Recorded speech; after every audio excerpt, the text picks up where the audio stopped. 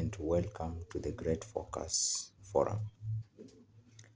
Today we are going to continue with the differential calculus under the limits of a function. We are going to look at several ways or methods of calculation of a limit of a function. Method number one is going to be Hopital'S rule.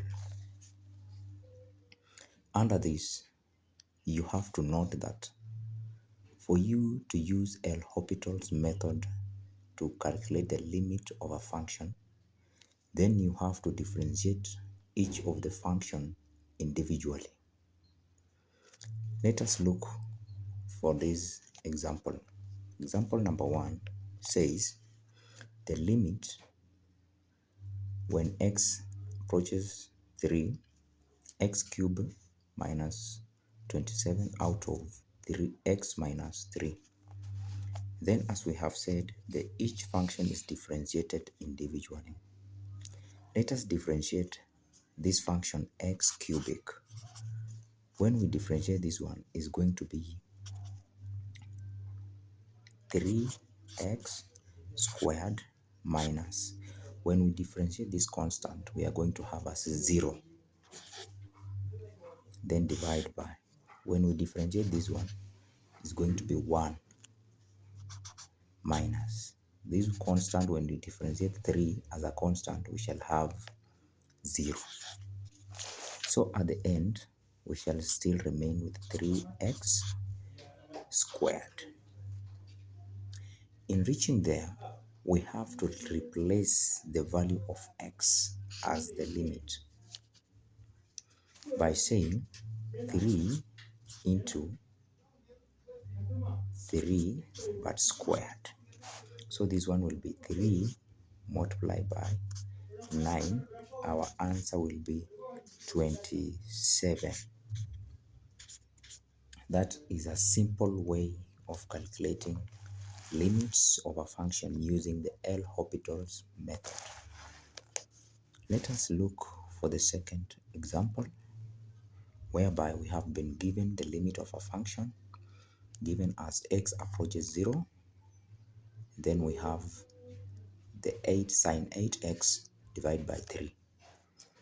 Then we said we have to differentiate each function individually. For this question, you must be aware of using chain rule method of differentiation. We discussed this in the previous lesson, and if you never learned, check on the comments or I will leave the link for you to check on the chain rule differentiation. So for us to differentiate this function sine 8x using chain rule shortcut method, make sure you have watched out this chain rule shortcut method of differentiation, whereby we said you differentiate the term in bracket. This is our term in bracket now.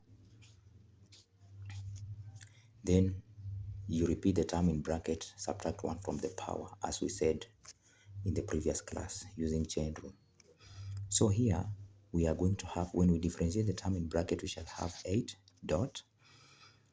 Then when we differentiate sine x, we get cos x 8x. Then we divide by, when we differentiate 3x now, we differentiate this function individually as, we shall find it as 3. Then in doing that, we have to replace the value of x as 0. Then we shall have 8 dot. We have the cosine of 0. When we take 0 multiplied by this, 0 out of 3. But the cosine of 0 is 1. So our answer will remain as 8/3. That's our answer. And the last example, we shall have the limit as x approaches 6, x squared minus 25 divided by x minus 5. Then we differentiate each function individually. Then we have x squared. When we differentiate this one, we shall have 2x minus, when we differentiate this function, it will give us 0 divided by, when we differentiate this one, it's going to give us 1. When we differentiate this one, it will give us 0. So at the end, we shall have to replace the value of x as 6. Then lastly, our answer is going to be 2 multiplied by 6. Then answer will be 12. Thank you for the lesson. Let us meet